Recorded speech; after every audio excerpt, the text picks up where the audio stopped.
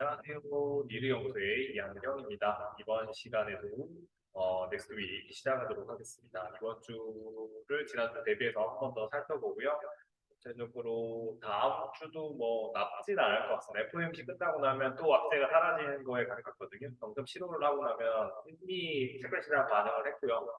근데 그 회의록이 긍정적이나 비둘기파적인 내용이 나오기 시작하면 주가는 한동안은 박스권을 유지할 겁니다. 그리고 내년도에 이제 이 4.5%라는 금리를 과연 한계 기업들이 견디냐 아니냐에 따라서 경착륙과 연착륙으로 바뀝니다. 근데 못 견디 대부분 그렇게 보시면 되고 그런 부분들을 생각하시면서 내년도는 되도록이면은 자본을 늘리시면 안 돼요. 지금 신규 자본을 늘리시는 경우는 내가 1억이 있었는데 뭐 한 2천만 원 투자하고 있었다. 여유자금 1억인데 2천만 원 투자했던 분들은 가능해요. 그러면 1천만 원 정도만 들어가서 그 3천만 원만 굴리는 거예요. 근데 만약에 내가 1억이 풀로 있는데 또 대출받아서 1억 그거 안 된다는 거예요. 이번에 봄에도 말씀드렸지만 계속 그런 것만 안 하시면 되고 이게 지금 저점 아니야 해갖고 그러시지만 좀 더 그냥 바닥 확실히 찍고 올라가는 시점에 같이 들어가자고요. 그냥 그렇게 하시면 중장기 투자 훨씬 편해지고요. 그리고 그 사이클 그때부터 들어가셔야 이제 다음에 고점 사이클 박스권 넘어가는 고점 사이클 나오잖아요. 그러면 또 다 같이 시장에서 난리고 숨치는 이야기가 나옵니다. 뭐 이 주식시장 투자해야지. 이렇게 투자해야 우리가 성장할 수 있어. 막 그런 이야기가 나와요. 그때 그 시점에 다시 또 일부 자산 정리하시면서 현금 보유하시면 되고, 중장기 투자를 하실 때 현금 보유 계속 말씀드린 그 룰 계속 지키시면 돼요. 30% 많으면 그때는 또 50% 그렇게 하시면 될 것 같고요. 이번에 저는 이제 하락장 거의 다 온 것 같은데 한 20% 남은 것 같아요. 그 하락장에서 느낀 그 소감을 말씀드리면, 그냥 그냥 고점에서 30%이 아니라 한 50%까지도 현금 보유해도 되겠구나 그 생각이 더 많이 들더라고요. 그러면은 중간에 치고 빠지고 전략만 다르어도 우리는 좀 더 기분 좋게 대응을 하실 수가 있을 거고 그다음에 현금 성장하는 2, 30%만 더 가져가시면 좋다는 거죠. 그래서 포트폴리오 중요성을 다 아셨을 거라고 생각을 하고 그거를 우리는 이제 몸으로 내재를 하시고요. 그리고 이거와 플러스 알파로 할 수 있는 게 제가 봤을 때는 자산 리스트 분 같은 경우에는 내년도부터 1, 2년간 우량한 경매 물건들이 나오기 시작할 거라고 생각하고 있습니다. 그래서 그거를 낙찰받으시면 한 2년 정도 두고 가시면 충분히 좋은 결과가 나올 수 있기 때문에 그런 부분들 여러분들 생각하시면서 해주시면 될 것 같습니다. 하나씩 살펴보도록 할게요. 넥스트 빅입니다. 잠재적 위험인데 금리 인상이 안착기 쪽에 탑입니다. 탑. 이게 제일 위험한 것 같고요. 이거를 넘어서기 위해서는 우리가 해야 되는 일은 사실상 없어요. 할 수 없어요. 시장에 경쟁하지 말라는 거고요. 이 금리 인상 속도가 문제였던 겁니다. 금리 인상 속도가 너무 가팔랐기 때문에 우리가 다 지금 힘든 상황이고요. 그래도 이게 해결될 거라고 보고 있거든요.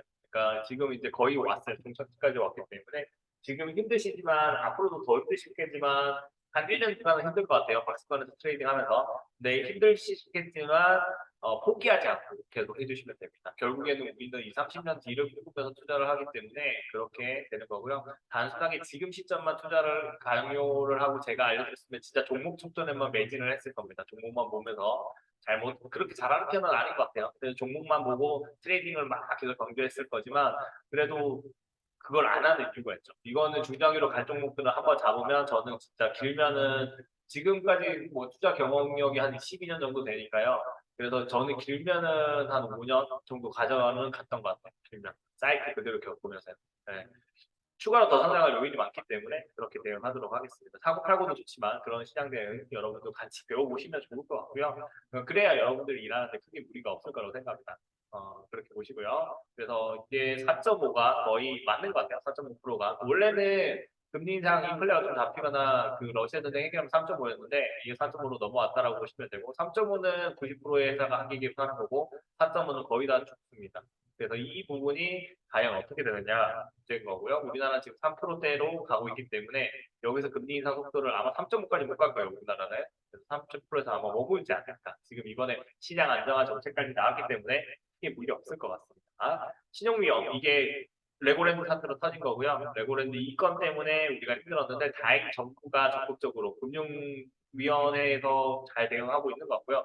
하나는 조금 약간 수동적인 대응이다 이렇게 보고 있어요. 그러니까 지금은 시장 안정화 정책이 필요하고 저는 이게 코로나로 따졌을 때 예방접종 맞은 거라고 보거든요. 근데 지금 아프죠. 지금 아픈데 한 6개월에서 1년 정도 있다가 진짜 디폴트가 크게 강강 터지면 건설이 묻어났다 그 뉴스가 나오면 그때가 더 위험해지고 힘들어진다라는 거 보시면 될 것 같습니다. 지금은 투자하기 힘든 시점이고 제가 좋아하는 종목 중에 하나였던 H&M 같은 경우에는 지금 팔기 힘든 게 이것 때문에요. 그러니까 대기업들도 자본 병색이 오기 때문에 이거 방어에만 치중할 것 같고요. 그래서 오히려 올해보다는 23년도 후반이 되지 않을까라고 보고 있습니다. 그때가 더 베스트일 것 같고요. 지금의 H&M의 주가는 그 신주유수권 자체 그 전환까지 다 반영이 되어 있는 거기 때문에 크게 무리 없이 시장에서는 소화를 해낼 거다 그렇게 보고 있습니다.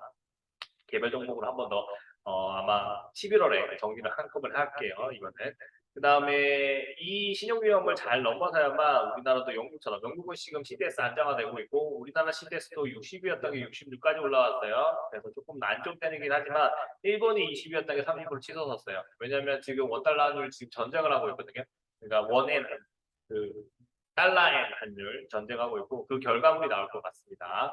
그 다음에 한계기업하고 제2금융권 기업이 이제 같이 이게 프로젝트 파이낸싱으로 불거지고 있고 그 다음에 저축은행들이 1금융권의 그 은행채 때문에 힘든 거고 공기업 때문에 힘든 거죠. 그래서 금리가 높아지고 있죠. 시장 안정화 정책은 여기서 발생하고 있는 거고 이게 완전히 안정화가 되면 긍정적이지만 지금은 제가 봤을 때 2008년도 코로나 2008년도 금융위기가 왔을 때 첫해 2007년도 좀 되는 것 같아요. 그때도 말에 이제 많은 기업들이 힘들었고요. 8년도에 꽝 터져버렸죠. AIA하고 베어스턴스가 터져버립니다. 이거는 디폴트 AI 살리거든요. 그러니까 이런 구간까지도 여러분들은 주시를 하셔야 되고 이게 터져야만 시장이 올라갈 수 있다. 제대로 올라갈 수 있다라고 봅니다. 주가만 빠져갖고 올라가는 거 아니에요. 이런 악재, 큰 대형 악재가 나와야만 가능한 거고 저는 걱정하는 데가 CBS예요. 크레디트 스위스, 그다음 도이치방크, 그다음에 이거는 이제 유럽이고요. 일본은 일본 경제 자체, 그다음에 중국은 부동산 이 세 가지가 있어요. 유럽별로 다 있기 때문에 여기가 해결돼야만 전체적인 그러니까 우리나라 시장이 크다고 하지만 여기가 터지면서 같이 터질 거다 이렇게 보시면 될 것 같고 근데 우리가 지금 시장 안정화 정책 잘 강화가 되면 여기 터지더라도 우리 살아남았습니다. 그렇게 보시면 됩니다. 실적 빅세션인데요. 이거는 계속 상수로만 감시용으로 계속 들어가는 거고요. 실적은 이제 작년 대비해서 떨어졌지만 내년도 실적이 이번에만큼 나쁠까? 그거에 대해서 한번 고민을 해볼 수 있습니다. 나쁠 가능성이 있어요. 그래서 이제 리세션이 오는 거거든요.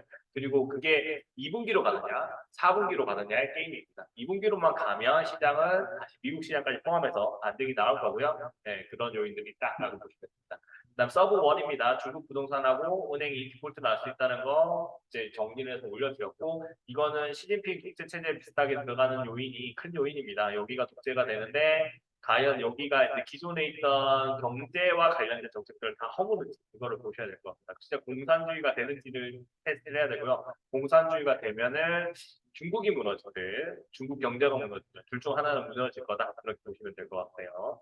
러시아 전쟁인데요. 이 전쟁의 주도 지금은 이제 라스푸치나라고 해서 진흙이 녹는 그런 현상이 일어나거든요. 그래서 겨울이 오기 전까지는 아마 제대로 된 전쟁이 안 일어날 것 같고요. 겨울이 막상 오면 또 추워서 전쟁이 제대로 안 일어나서 사실상 교착 비슷하게 될 것 같고 이번에 공화당이 이기면 지원 안 한대요. 지원을 안 하게 되면 지원을 하겠지만 지원 양이 줄 거니까 우크라이나 이제 힘들어지는 국면으로 들어가지 않을까. 그래서 사실상 우리나라 이제 전쟁 우리나라가 분단 국가인데 거기가 분단 지역이 되는 거죠. 그렇게 봐주시면 될 것 같습니다. 자주적인 위험 진단 전체 체크했고요.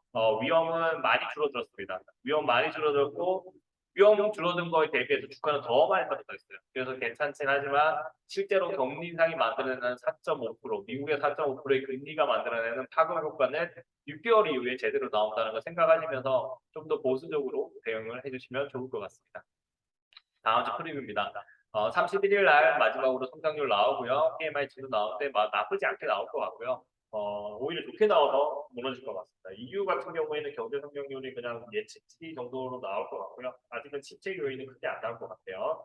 그다음에 통화정책 회의가 일어나죠. 통화정책이 있고 여기 통화정책 회의가 있는데 이 결과에 따라서 주가 변동이 아마 크게 나올 수 있습니다. 그러니까 양적 완화는 아닌데 금리가 동결된다는 소식만 해도 당이 급등이 나올 수 있는데 이게 급등이라는 거 그러면 다시 내려올 수 있다는 거 생각해 주시면 돼요. 고착 안 됩니다. 그래서 이 구간이 왔을 때 입절이 가능할 때는 과감하게 입절하시고요. 약 손절도 나쁘지 않아요. 지금은 그래요.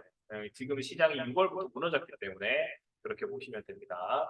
실적은 컬건 버크셔 회사회의 요구에 연결해 있고 경제 성장률을 독일 이후 이 부분들도 중요한 요인입니다. PMI 지수도 이제 성장률을 가늠해 볼 수 있기 때문에 긍정적이고요. 그리고 금리 인상의 근동력이 고용입니다. 고용이 높게 나오면 주가도 흔들릴 거예요. 근데 고용이 높게 안 나오기 시작하면 10월이잖아요. 그러니까 10월 고용부터는 줄어들고 있다는 이야기가 나오고 있고 그 다음에 이거는 가치, 화폐의 가치가 줄어들고 있기 때문에 영향을 미치고 있다라고 보시면 될 것 같습니다. 네, 기술적으로 보고 마무리하도록 할게요. 네, 기술적 분석입니다. 주요한 선물인데요. 야간에 달러 23원까지 떨어졌죠. 지금 볼리저 밴드 하단 찍고 올라온 거예요. 그러면은 여기서 플랫하게 박스권 치고 이제 뭐가 나왔냐면 이제 다시 올라가느냐 내려가느냐의 기로인데 이번에는 요거를 보러 가지 않을까라고 생각을 하고 있습니다. 그 정도로 보시면 될 것 같고요. 지금은 시장 안정화 정책도 나오고 있기 때문에 더 이상 나가기보다는 지금 투자했던 거는 그대로 유지가 된다라고 보시면 될 것 같고요.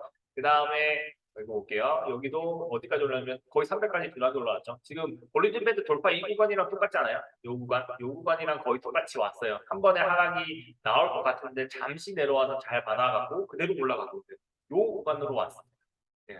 드디어 크리스마스 반등 랠리라고 볼 것 같고요. 이게 11월이라고 하면 여기가 11월이거든요. 11월이 이제 시작할 거고 그러면 11월 초에 이제 잠시 내려왔다 하더라도 결국에는 12월 크리스마스 직전까지는 여기 내려왔더라도 올라갈 수 있는 그런 요인이 되겠죠. 그러면 지금 이 폭만큼 올라간다고 하면 여기 310원짜리까지가 거의 맥스치에 가깝지 않을까. 12월 기준입니다. 12월 기준으로 그렇게 보시면 될 것 같고요. 11월 초순, 중순까지 하면은 뭐 많이 가면은 15, 그 정도일 것 같아요. 근데 얘가 내려오고 있죠. 얘가 내려오고 얘가 내려오면 지금 어때요? 이걸 돌파를 못 해내고 있어요. 61선 돌파를 처음 했기 때문에 이번에도 중요합니다. 이 61선 돌파를 하면 정말 중요한 거고요. 좋을 거고요. 이게 307 정도까지 올라가는 건데 이 부분이 나오는 게 중요하고요. 그리고 여기까지 올라가면 박스권이 이제 만들어질 겁니다. 박스권은 제가 보는 박스권을 이제 말씀드리면 월봉으로 가야 돼요. 요거 말고 이제 일본 그 기준으로 보셔야 되니까 박스권 볼게요. 선호 종합 차트에서 선호 말고 그냥 업종 차트로 보겠습니다. 업종 차트에서 코스피 여기 왔어요. 여기 왔는데 이거랑 다르게 꼬리가 없었다는 것 자체가 긍정적으로 보죠. 이거는 거의 관리가 되어 있다 이렇게 보시면 되고요. 이거와 거의 유사한 시점이 아니라고 보이고 있어요. 저는 그렇게 보고 있는데 이거는 2007년도 때 급락 나온 거잖아요. 그러니까 이거의 급락이랑 이거랑 연결된다라고 보고 있기 때문에 좀 더 다음이 힘들어 보이는 거고요. 지금 요 구간이 제일 좋아요. 연착률이 그죠? 그러면은 1년 뒤로 가면 한 이쯤에 여러분들이 투자를 할 수 있는 거예요. 그러면 대충 한 2,500선에서 박스권을 유지하지 않을까라고 보는 거고 그 다음에 이 구간에서 잘 생각하시면 이때는 코로나 때문에 급격한 돈을 풀어서 이만큼 올라갔다면 지금은 그렇게 돈 풀지는 않을 거거든요. 그러면 이 구간으로 가는 거죠. 금리 인하를 한다고 해서 이 구간을 가겠다? 그게 아닌 것 같아요. 그래서 저는 요 구간 최소한은 지켜야 된다고 보고 6개월입니다. 지금부터 6개월이에요. 그래서 이 구간 안에서 꼬리를 달거나 안 달거나 할 수 있는 거죠. 그런데 만약에 이렇게 반등이 나오더라도 어떻게 된다고요? 만약에 내년에 악재 같은 게 나오면 이런 급락이 또 한 번 더 나올 수 있다는 거죠. 예기치 못한 악재가 가능한 거기 때문에 지금부터는 선물 옵션도 비중을 줄여서 대응을 해야 되고 그다음에 주식 투자 같은 경우에는 좀 더 안전하게 대응이 필요한 시점이라고 보고 있습니다. 네, 그렇게 보시고요. 그리고 진짜 위험한 시선은 2000선이라고 보고 있거든요. 이 2000선이 깨지면은 이제 시장이 이런 꼬리를 만들지 않을까라고 보고 있는 거고요. 자, 근데 조금씩 더 볼게요. 일봉으로 가보겠습니다. 일봉으로 가서 코스피 200으로 보겠습니다. 코스피 200으로 가서 보시면은 지금 여기 구간이에요. 야간에 여기까지 도달했는데 지금 여기서 이제 스물스물 기어오르는 요 초입이에요. 요거랑 여기랑 거의 비슷한 겁니다. 지금 요거 깬 거거든요. 요거 깨고 이제 여기 깨고 이제 올라가는 그거랑 비슷한 겁니다. 여기 이 구간이. 그러면은 여기 대비했을 때 한 12% 정도 올라갑니다. 그러면은 요 기준으로 했을 때 12, 13이니까 한 2.1점. 그러면 얘를 이번에는 얘를 만나줄 것 같아요. 박스권 만들기 때문에. 그래서 여기가 내려오는 걸 만나서 312, 15. 이 정도로 보이는 거 있는 거고요. 그 다음에 박스권을 만든다면 지금 여기 선입니다. 맥스치는 여기 있는 고점. 그 다음에 요거보다 밑에 아래점. 그 정도가 우리가 생각해 볼 수 있는 박스권이지 않을까라고 보고 있습니다. 260, 300, 30 그렇게 보시면 될 것 같고요. 주봉 기준으로 보시면 돌고 볼게요. 여기 보시면 여기 깃박스권 있죠, 이거가 이제 만들어지는 시점이라고 보고 있거든요. 그래도 위에서 놀죠. 경제가 경착륙이 되거나 그다음에 안정적으로 되면 이렇게 움직이지 않다. 근데 세계 경제에서 차지하는 우리나라 삼성전자, LG엔솔 그다음에 현대차, 기아차들이 뭐 선방을 해준다면 추가로 더 상승이 가능하고요.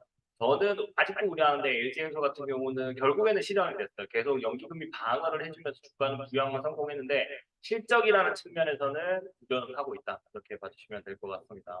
실적이라는 측면에서는 좀 더 조심스럽게 대응을 해주실 필요가 있지 않을까 그렇게 보고 있는 거고요. 전반적으로는 기술적으로 이제 코스피 200까지 이제 본 거고 그 다음에 코스닥 잘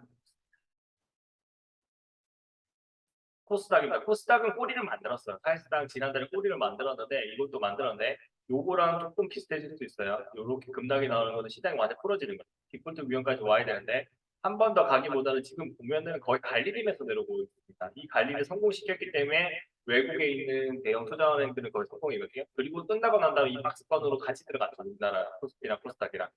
저는 이 가능성이 상당히 높다라고 봅니다. 그리고 여기서 고점에서 저점 대비해서 4분의 1 가고 여기서 부양돼서 올라가는 거 그렇게 보고 있기 때문에 얘도 상장된 기업들이 많기 때문에 추가적으로 더 떨어지기보다는 떨어져도 한 600선에서 마무리가 될 것 같고요. 그리고 그때 꼬리를 달고 올라와 버리면 내년도 상반기입니다. 꼬리를 달면 이미 꼬리 많아갑니다. 500에서 600이니까 이 정도. 550까지 가능할 것 같아요. 550까지. 이 꼬리가 역대급 꼬리이기 때문에 이 꼬리 정도 가서 이제 이 박스권을 좀 만들었다가 금리를 일정도로 못 풀거든요. 그러면은 요 그래프를 만들어주지 않을까라고 보고 있습니다. 네, 그렇게 보고 그러면 결국엔 어떻게 되냐면 내년도 이후부터는 종목별 장세가 될 것 같고요. 지금부터는 중장기로 투자를 하기보다는 박스권이라고 생각을 하면서 대응하는 게 필요한 시점이다. 이렇게 봐주시면 될 것 같습니다.